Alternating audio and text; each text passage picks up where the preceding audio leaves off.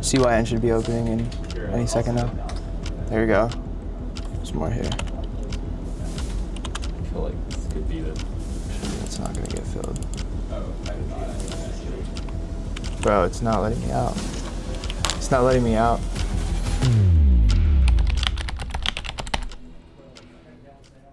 I'm Josh.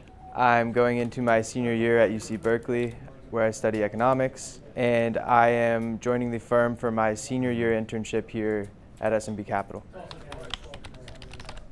Okay, so we're setting the context here because there's a specific type of trade that a lot of traders on our desk will make in this sort of environment, but you really need to have everything lined up. And it's a trade that is on the board over there called gap. It's a gap trade. You need to understand the setup where this is going to work exceptionally well, because otherwise you're subjecting yourself to all sorts of things that you can't control. If you put this on in the wrong environment, you put the gap trade on in the wrong environment, you are likely to be very frustrated very, very quickly. If you put it on in the right environment, you can get rewarded much bigger than you expect. Let's get into some of the individual names that we are looking at today, because this still is an environment that individual names are showing much better results than anything else. SMCI, please. Yes. On the chart. We had two really, really clean, sustained legs, and then it actually pulled in quite a bit. Yeah, quite a bit in comparison to NVIDIA, which was obviously the sector leader yesterday, running to all-time highs. But the daily range is clean, 47.80. That's a big level. If we can hold under that, like 30 minutes off the open, and then break through on high volume, sustain price over it, I think that's probably a pretty good trade. This could be two completely separate trades. It might not be the highest EV to think of these trades as sequential rather than just two separate trades. So you're playing like a momentum opening drive kind of play, high sustained volume, holding prior bar lows, minimal pullback. You know, you want it to be kind of hard to add on some sort of 9 EMA. You don't really want to see it pull back all the way to view up before 10:30. You know, you want it to be sustained and in volume. When we go through the internship, different teams get to find things that they're really excited about that occur during the trading day. They get to pursue that in the form of a special project. Each team will compete at the end to present their special project and really pick apart the edges that they saw within that area of focus for them. Start thinking about things that you're super interested in. I know this company is really toxic. It's likely a matter of time before they drop an offering. Yeah, super interesting. Okay, so who's interested in that? Raise your hands. Use resources at the firm to try and figure out if this is possible. You're trying to get on the project. Tough, so Let's go. It's kind of Colorado, who is it, Eric? Let's go, Eric. I think the meeting was very productive. I think I did well. I think I did a good job of bringing up some maybe counterpoints to the main trade thesis that we were discussing in that meeting. I think the main takeaway from that meeting was the importance of really collaborating and challenging other people's perspectives. Garrett, hey Ben. Good, how are you? Chill. Hey, how are you? SMCI today? Are you Did you just run here or something? I did hills this morning. Did you really? Yeah. That's the best thing. That's the way to do it. It's the best thing. What are you looking at? SMCI. Trying to just buy pullbacks. I was just micro-sized the entire time because I didn't get filled here. You know, covered some at the resistance, but like held the core. And then, but I didn't think we were gonna get such a ginormous pullback considering, you know, NVIDIA and AMD, like. Yeah, I mean, the thing is though, is like, just think about, I mean, you think about the range and it kind of held where it needed to. It did, fully did. I was just way oversized. I bid into calls on this dip. Yeah. And then bid into more, and then bid into more, and then bid into more. Yeah, see, And I then just that's was. it. I didn't sell any though. Yeah, I was too big. I was too big in here. This was good. I mean, This was I great. could have sold some here, but like the real trade was I'm like working in Yeah, like a because swing it's trade. it's a big higher time frame thing. This was like momentum. Scott, like, oh my God, we're holding prior bar lows like so insanely well. The bids keep stepping. Like, there's nothing stopping this. Maybe it can pull back 50% of the range. You know, maybe it holds like 46. Exactly. And you know, otherwise, like if you're buying here with the tight stop, like why aren't you just buying here with the tight stop? I know. We get to trade the open through our internal execution software. We trade the setups we discussed during the AM meeting.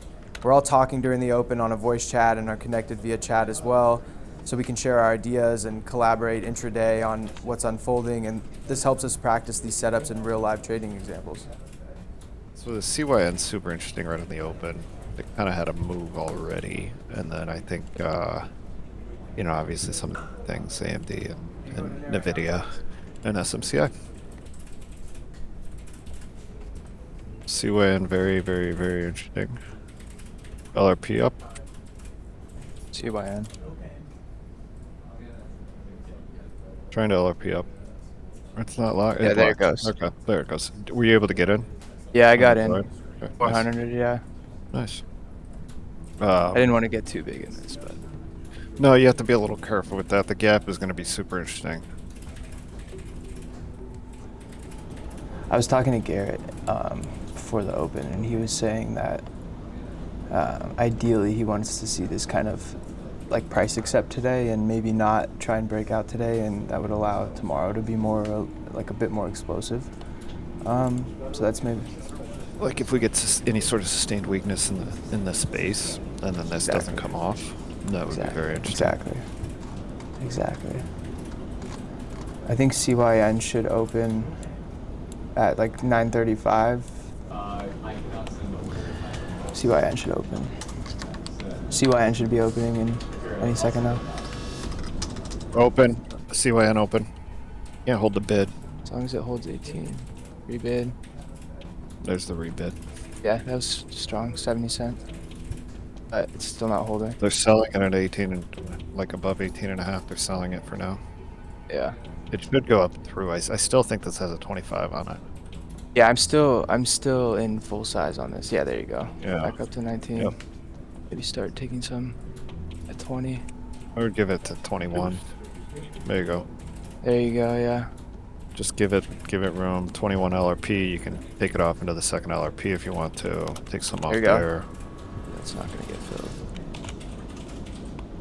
Bro, it's not letting me out. It's not letting me out. Oh, I got out. Okay, good. Yeah, I got out of most of it. I'm still in 50 shares, but.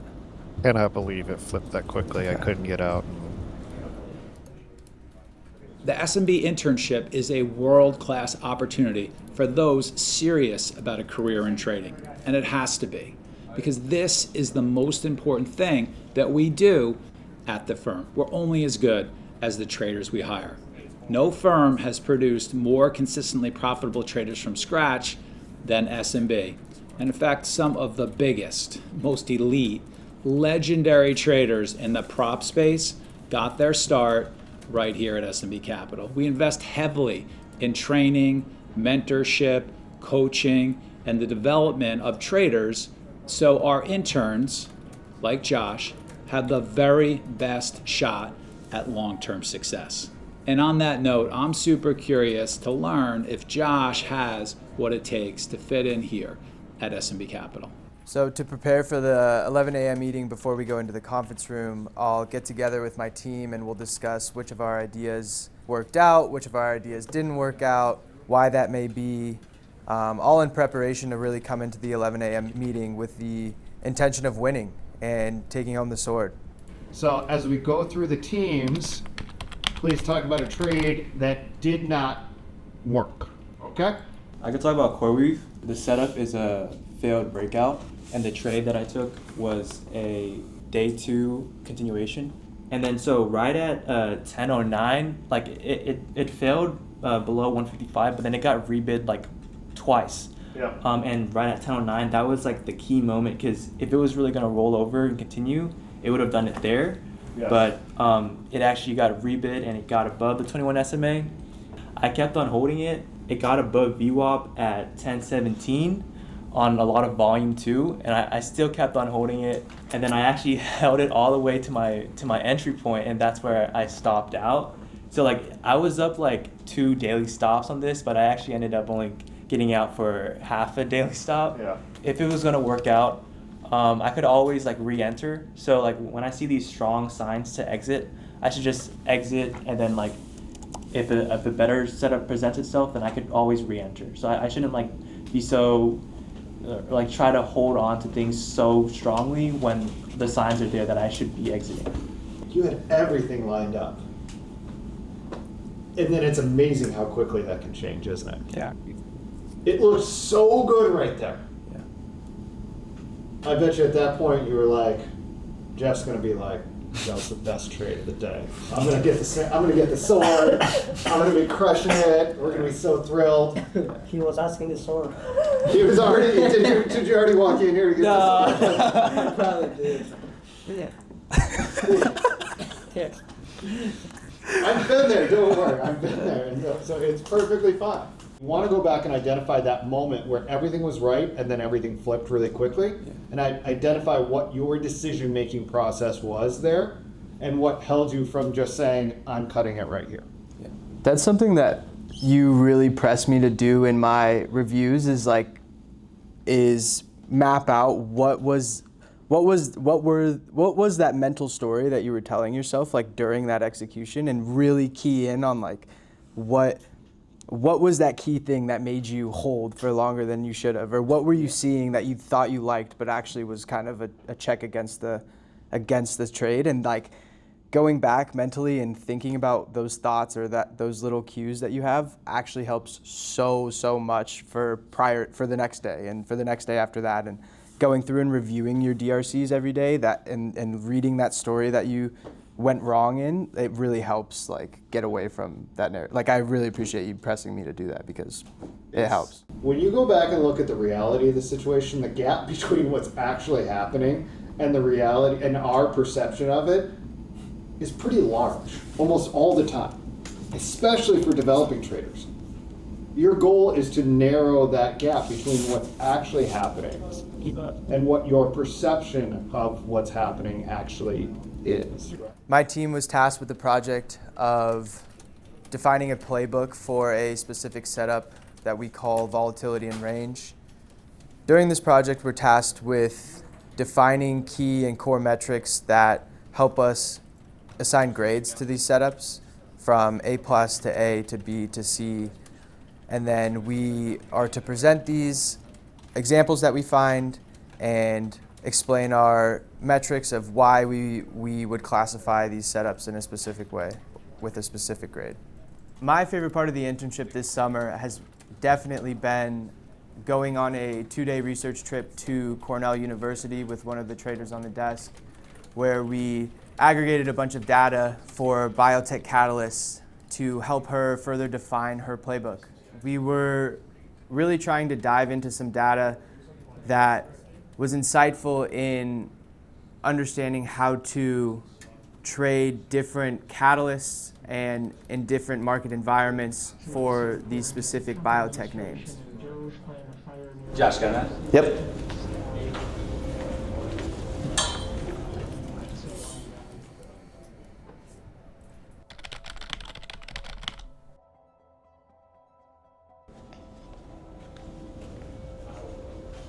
I got the offer. Got a seat on the desk. It's always a good time, as hard as we work in the office every day. There you come go. out Yeah. and just enjoy the time together. It's true. It's important It's actually to unwind true. and It's get actually that true. work-life balance. And that's really what I came here and learned at SMB, is working hard and play harder. We're grateful to be able to trade all day and be able to come out and have a good time with each other. You know, The rooftop in the rain, and the drinks and the friends and the lovely people in suits. That's about it. I think the coolest thing that came out of that happy hour was just the ability and the opportunity to talk in a much more casual, conversational manner with a bunch of the traders on the desk. It's so much fun to be able to talk trading with professional level traders. That's where I'm gonna live after I make S&B a lot of money. I'll be up there. SMB Capital. You heard it here first. That's it. If you don't actively trade US stocks, skip this video. It's not for you. If you do, let me ask you this. Are you tired of constantly losing money or breaking even at best? Do you feel like you're spinning your wheels, never quite able to crack the code to consistent profitability no matter how hard you try? You're not alone. In fact, a study of tens of millions of trades spanning 15 years done by a group of researchers at the University of California, Davis, has shown that a staggering 99% of active retail traders never reach long-term consistent profitability. That is far, far worse than the generally quoted number of 90%, which makes this next stat even more interesting. At our firm, S&B Capital, our new stock traders reach the status of sustaining consistently profitable trader at roughly 20 to 40 times the rate of independent retail traders. That is an absolutely staggering difference in success rate. But why is this the case? We've put together a detailed video dissecting why that is and how you can finally break through to the consistently profitable side. So click the link on your screen now to watch this eye-opening video. When you watch the video, you'll also be getting 3 cheat sheets with the exact entry, stop, exit, and other precise execution rules for 3 of our top performing stock trading strategies that have made our firms tens of millions of dollars collectively. This gift alone is worth far more than the few minutes of your time watching the video.